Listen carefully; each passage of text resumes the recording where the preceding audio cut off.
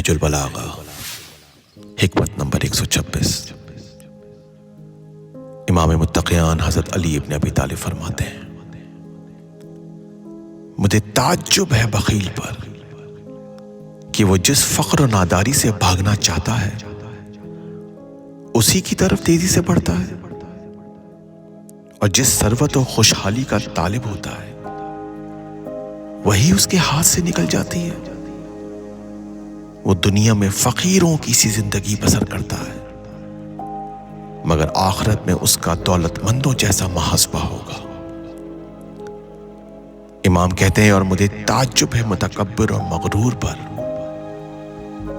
कि जो कल एक नुत्फा था मगर आने वाले कल को एक मुर्दार होगा। और मुझे ताज्जुब है उस पर जो अल्लाह की पैदा की हुई कायनात को देखता है मगर फिर उसके वजूद में शक करता है। और ताज्जुब है उस पर कि जो मरने वालों को देखता है मगर मौत को भूले हुए हैं।